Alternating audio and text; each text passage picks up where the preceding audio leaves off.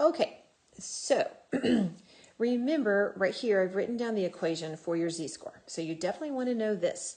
Right here, it talks about the mean life. Remember, the mean is the average, and that value goes right there. And you probably already realized that. You just didn't understand the table, but we'll get to that.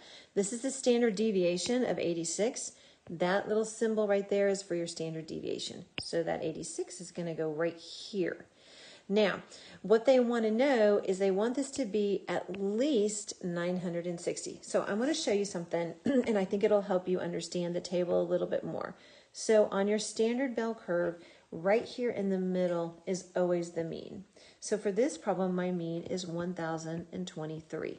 We want it to be at least 960. Well, 960, I'm not doing this to scale, but 960 is to the left of that. And so I want it to be at least to that. I want all of this area, okay? Because if it's at least, it's like greater than that. So that or more. So I want that area under the curve. Okay, so let's find our z-score and let's see what we've got. So my z-score is whatever value I'm talking about, which in this case it's 960, minus the mean all over the standard deviation. So crunch that in your calculator and you get negative 0.7326. Okay, now when you look up your value on the table, don't worry whether it's positive or negative. So we're going to look at, let's see, what is it giving me? Just 2 digits on this one. So I'm going to look up 0.73 on the table. Okay, now had this been right here, if this had been 5 or more, I would have rounded up and I would have looked up 0.74, okay? But it's a little value. So come over here to 0.73 and look it up. Now, do I have that over there? Yeah, here's 0.73. And notice right here beside it, I have to change my colors right there, is 0.267. So my table value is 0.267. Now, what that gives you for this table, all tables are different, but what that gives you right here is just this area, okay, till you get to there. So I still need all of this area, which is half, so I'm going to add on 0.5 to add on that other half, and so that gives me 0.767. So you can see if they want it to percent, remember whenever you change something to percent, you got to then multiply that by 100 to get it to percent, which would be 76.7%. Okay, but you can see there, they gave you the right answer right there.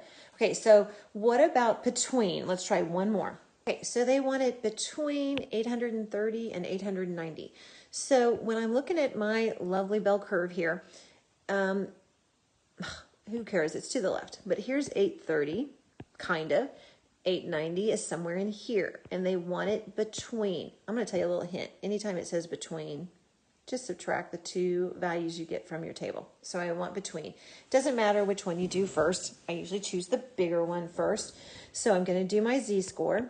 So I'm going to do 890. Those are my x values right here. Those are your x values on your equation. Minus, this is my mean, all over the standard deviation. Crunch that in and you get,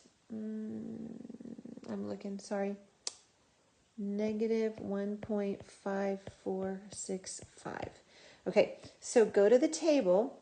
I'm going to do this funny little symbol right here. You don't have to do that, but that says, hey, go to the table to your z-score.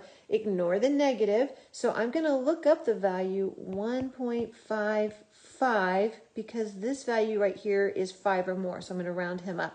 So I'm going to go to 1.55 and it looks like I chopped that off. But when you do that, you should find the value of 0.439.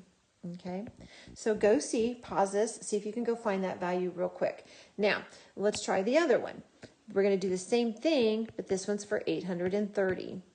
So none of the other values change. Crunch that in your calculator, and we get what? Negative 2.244. Sorry, I'm down here at the bottom of my screen, so it's not going to work really well. So we're going to look up 2.24 on the table. Do that real quick.